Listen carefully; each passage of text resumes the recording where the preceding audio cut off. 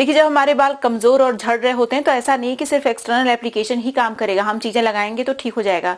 सही तरीके से केयर करना बालों का बहुत जरूरी है, जैसे स्कैल्प की प्रॉपर केयर, उसके साथ साथ सही न्यूट्रिशन अगर हमारी बॉडी को मिलता है तो हमारे बाल वैसे ही अच्छे हो जाते हैं। आज की वीडियो में ऐसे ही कुछ पर्टिकुलर चीजें मैं शेयर करने वाली हूँ जो आपके बालों को थिक बनाने का काम करती हैं। आप जितने भी लोग मेरी वीडियो देख रहे हैं, आप लोगों से रिक्वेस्ट है कि वीडियो अच्छी लग जाती है तो लाइक करिएगा, जहां जहां आप शेयर कर सकते हैं शेयर भी करिएगा, और मेरे चैनल को सब्सक्राइब नहीं किया है तो सब्सक्राइब भी कर लीजिएगा।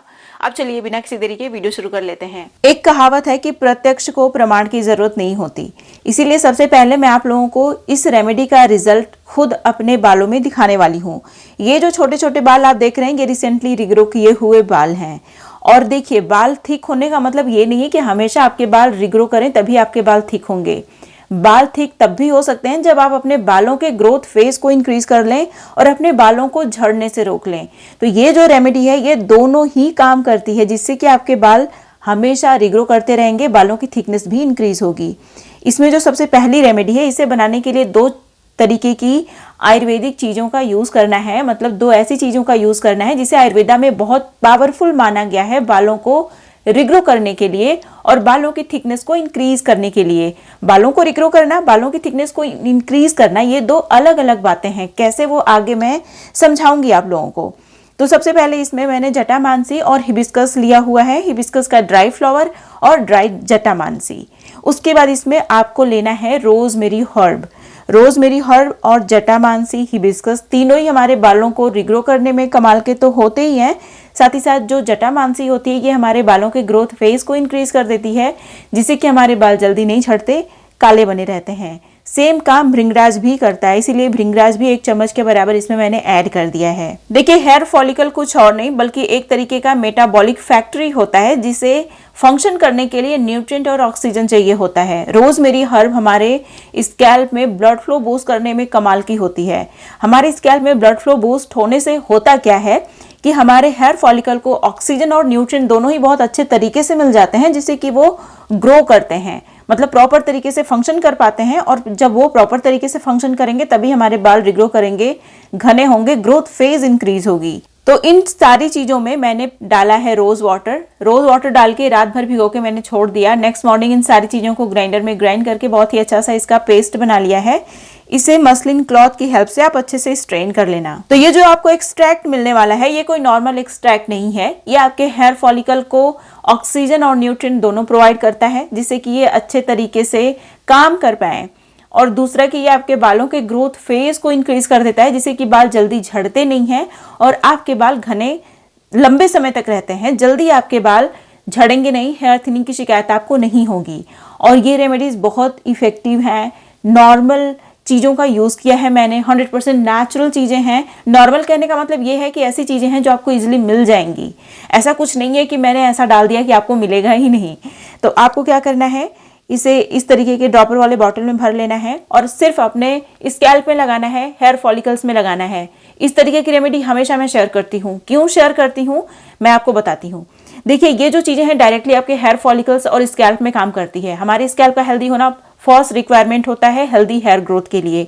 और आपके जब हेयर फॉलिकल प्रॉपर तरीके से न्यूट्रिएंट और ऑक्सीजन पाते हैं, अच्छे से ब्लड सर्कुलेशन होने की वजह से, तो आपके बाल वैसे ही ठीक होते हैं। तो इसलिए जो ये रेमेडी मैंने बताई फर्स्ट वाली, बहुत इंपॉर्टेंट है।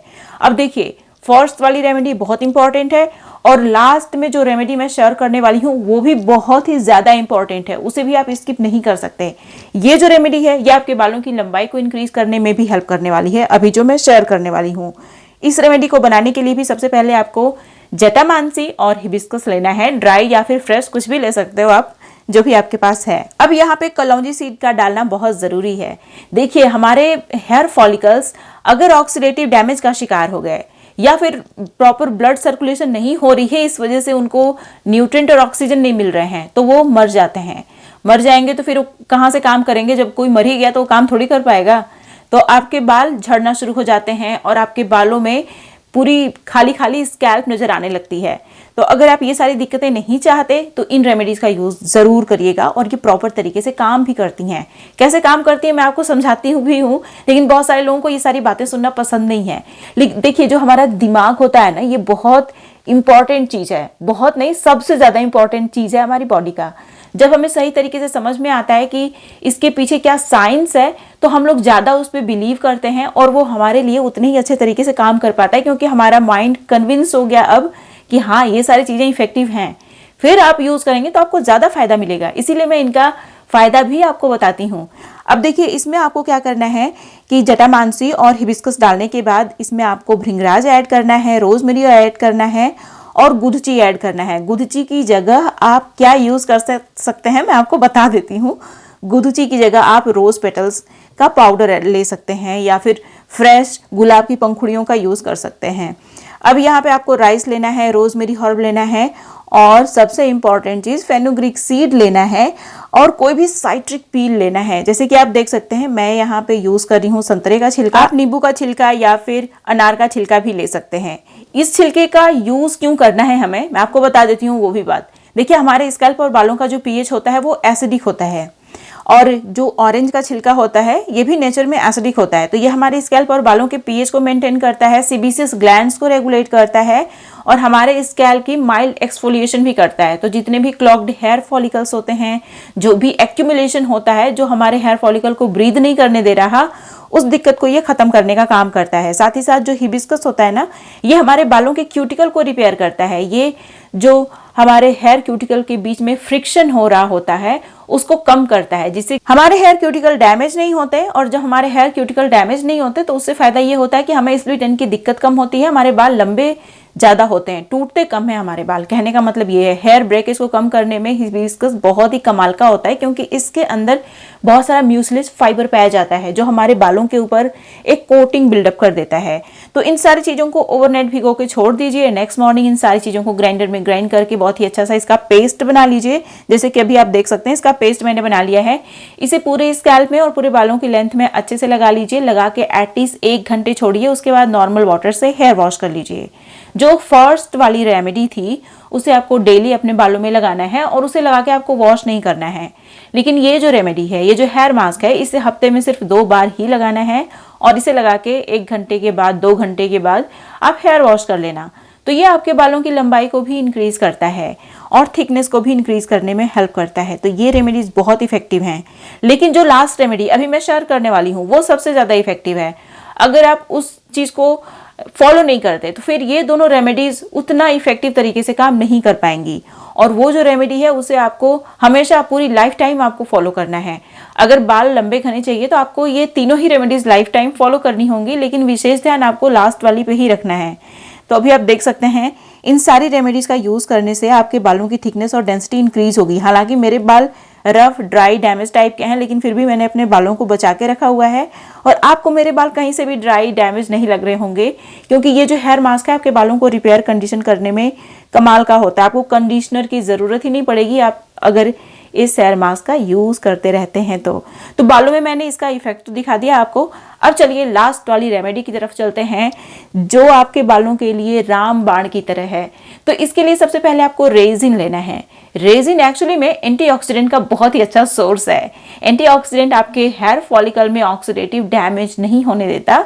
ऑक्सीडेटिव डैमेज बेसिकली जैसे लोहे में जंग होता है ना, लोहे में जंग लग जाता है तो लोहा खराब हो जाता है, उसी तरीके से ऑक्सीडेटिव डैमेज हमारे बालों के ऊपर काम करता है।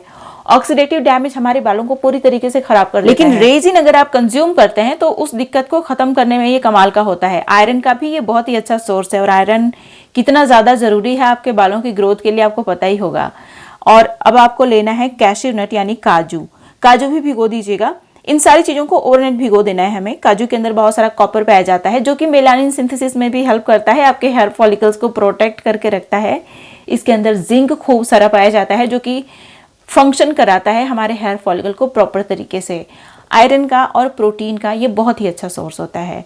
हमारे बाल कुछ और नहीं, प्रोटीन होते हैं बेसिकली। तो ये सारी चीज़ें हमारे बालों के लिए बहुत ज़रूरी हैं, इन्हें कंज्यूम करना बहुत ज़रूरी है। रेजिन को ओवरनाइट भिगो के छोड़िए और इसे कंज्यूम कर लीजिए। इसका जो पानी है ना रेजिन का वो आप पी जाइएगा, लेकिन जो काजू का पानी है उसे फेंक देना है, काजू हमें खा जाना है। बस कहने का मतलब ये है कि आप रेमेडीज अपने बालों में लगाइए, लेकिन डाइट को इग्नोर किया अगर आपने तो आपके बाल लंबे घने मजबूत नहीं हो सकते। इसीलिए अपनी डाइट का भी विशेष ध्यान रखिए। अगर आप इन सारी चीजों को फॉलो करते हैं तो आपके बाल बहुत लंबे समय तक घने बने रहेंगे। हाल ही में मैंने अपने YouTube चैनल पे एक ऐसी रेमेडी शेयर की है जो आपके बालों को नेचुरल तरीके से काला बना के रखने में कमाल की है। अगर आपने इस वीडियो को मिस कर दिया है, नहीं देखा, तो यहाँ पे क्लिक करके जरूर देखिएगा। ये थी मेरी आज की वीडियो, उम्मीद है आपको अच्छी लगी होगी। वीडियो पसंद आई तो लाइक करिएगा, जहां जहां आप शेयर कर सकते हैं शेयर भी करिएगा। अब मिलते हैं नेक्स्ट वीडियो में, तब तक के लिए नमस्कार।